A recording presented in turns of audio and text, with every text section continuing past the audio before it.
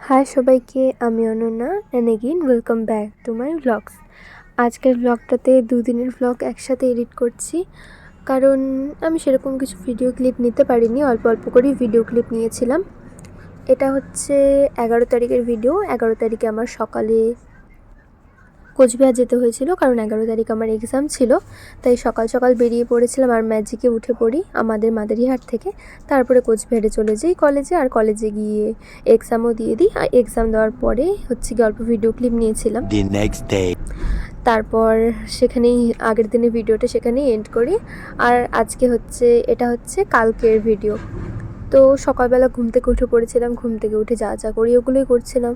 পরে বাইরের অল্প ভিডিও ক্লিপ নিচ্ছিলাম। তারপর ঘরের যা কাজ থাকে যেগুলো রোজ করি ওগুলোই করে নিয়ে রুচির সাথে অল্প খেলছিলাম।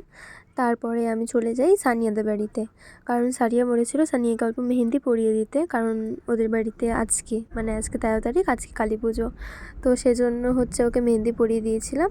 তারপরে একটু চা খাচ্ছিলাম, গল্প করছিলাম। আসলে ও আমাকে বলেছিল ফ্রন্ট সাইডে আর ব্যাক সাইডে দু সাইডেই পরিয়ে দিতে, কিন্তু ব্যাক সাইডে পরানোর পরে ফ্রন্ট সাইডে আর পরাতে ইচ্ছা করছিল না, তাই অল্প একটু পরিয়ে দিয়েছিলাম খালি এক হাতেই।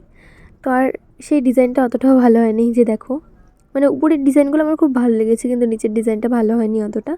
তারপর ওকে মেহেন্দি পরিয়ে দিয়ে আমি বাড়িতে চলে আসি, আর আমি বাড়িতে চলে এসে তো খুব চাপে ছিলাম এই সিনপসিসের জন্য। তো ফাইনালি আমি কাল রাতে সারা রাত বলতে কি 3টা অবধি করে নিয়ে টোটালটা সিনপসিস রেডি করে ফেলি। আর এখন আমি ফ্রি আছি। আমি ভাবছিলাম যে কীভাবে কমপ্লিট হবে, কারণ আমার 15 তারিখে এক্সাম আছে, আর আমাদেরকে 16 তারিখে এটা সাবমিট করতে হবে। আর 15 তারিখে এক্সামের জন্য তো কিছু পড়তে হবে, ওই জন্যই খুব টেনশনে ছিলাম। যাক, ফাইনালি আমি কমপ্লিট করে ফেলেছি, তাই একটু খুশি হয়েছিলাম খুব। আর রাত্রেবেলায় আমি কী করবো বুঝে পাচ্ছিলাম না, এত খুশি হয়ে গেছিলাম। এই যে এখানে একটা ভিডিও ক্লিপ নিয়েছি, তখন 3টা 4 বাজে, আজকের দিনটা হয়ে গেছিলো 13 তারিখ। তারপর আমার ঘুমাতে 5টা বেজে যায়। Bye bye.